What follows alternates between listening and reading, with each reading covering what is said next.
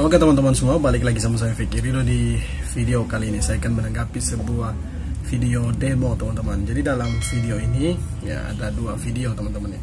Yang pertama video dimana salah satu orator demo mahasiswa ini tidak hafal Pancasila teman-teman. Kemudian yang kedua ya ada video dimana sekelompok orang yang berdemo ini memegang spanduk. Kemudian dalam spanduknya ditulis bahwa Jokowi mundur teman-teman. Jadi langsung saja saya tunjukkan dua video ini. Ya, ini dia teman-teman. Bersama-sama melakukan Pancasila bersama-sama. Pancasila. Ketuhanan yang Maha Esa. Kemanusiaan yang adil dan beradab.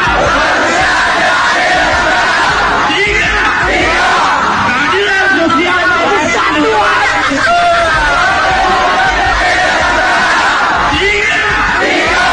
Keadilan sosial persatuan.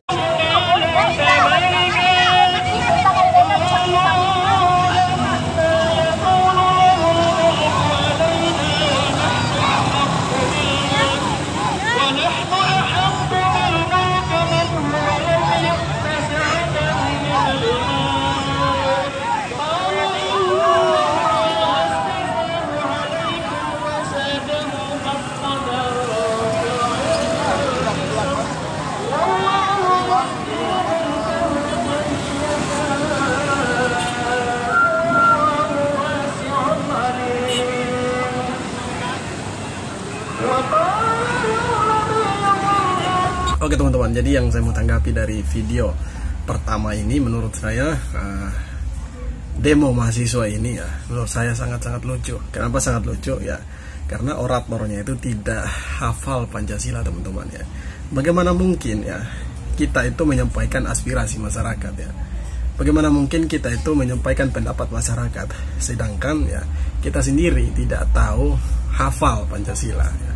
Padahal kita duduk di SD 6 tahun ya. Di SMP itu 3 tahun, di SMA itu 3 tahun, ditambah bangku perkuliahan ya.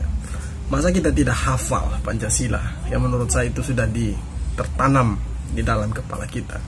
Tapi kita bisa melihat dan kita bisa mendengar dari video tadi di mana oratornya itu tidak hafal Pancasila ya. Menurut saya ya demo semacam ini demo yang tidak berdasar sebenarnya ya. Kenapa saya bilang tidak berdasar ya? Karena mereka tidak tahu tuntutannya itu apa sebenarnya ya. Mereka hanya bilang bahwa turunkan BBM, turunkan harga BBM ya. Karena harga BBM yang sekarang ini menyengsarakan rakyat, menyusahkan rakyat.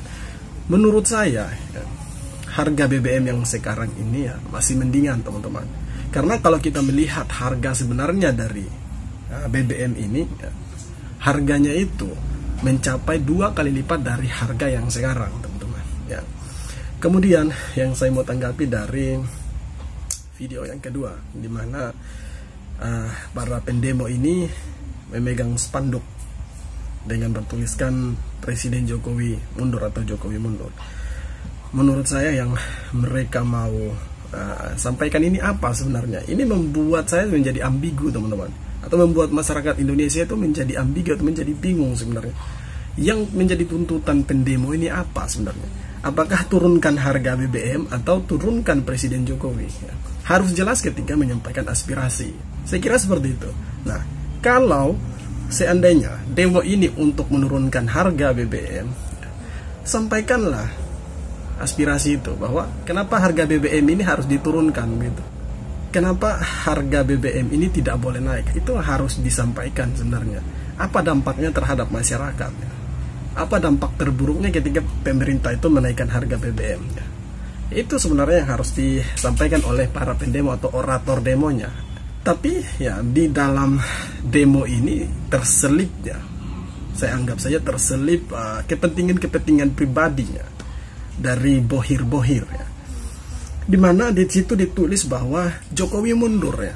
Apakah dengan Presiden Jokowi mundur semua masalah di dalam negeri ini bisa teratasi? Menurut saya tidak seperti itu.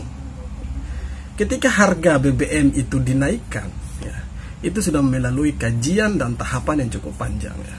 Dan menurut saya ya, sebagai masyarakat biasa, kebijakan pemerintah itu menaikkan harga BBM itu ya, bukan untuk menyenangkan satu pihak saja, bukan untuk menyenangkan kepentingan beberapa orang. Tidak, ini bukan tentang kepentingan 1-2 orang, tapi tentang bagaimana mensejahterakan seluruh masyarakat Indonesia.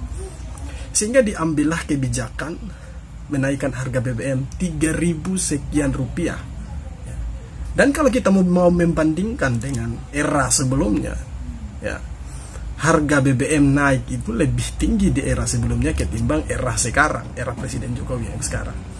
Jadi menurut saya, kalau mau mendemo harus jelas tuntutannya apa, harus jelas ya apa yang mau disampaikan ya. Jangan membuat masyarakat menjadi ambigu gitu. Di satu sisi kalian menuntut BBM turun, di lain sisi kalian menuntut Presiden Jokowi mundur. Menurut saya ini demonstrasi yang tidak beralasan gitu. Kemudian yang lebih parahnya lagi, ada seorang ustadz atau katakanlah habib ya, yang mengatakan bahwa kalau pemerintah itu tidak segera menurunkan harga BBM, maka dia mengajak para pendemo atau para pengunjuk rasa itu untuk tidur di lapangan gitu, untuk tidur di tempat demo itu. Menurut saya ini ajakan yang sangat konyol sebenarnya. Kenapa saya bilang konyol? Karena para pendemo ini juga punya anak istri sebenarnya ya. Tidak mungkin mereka tidur di situ. Dan kalau memang para pendemo ini tidur di lapangan ya, di jalan, di tempat demo, apakah pemerintah langsung menurunkan harga BBM? Saya rasa tidak akan terjadi seperti itu ya.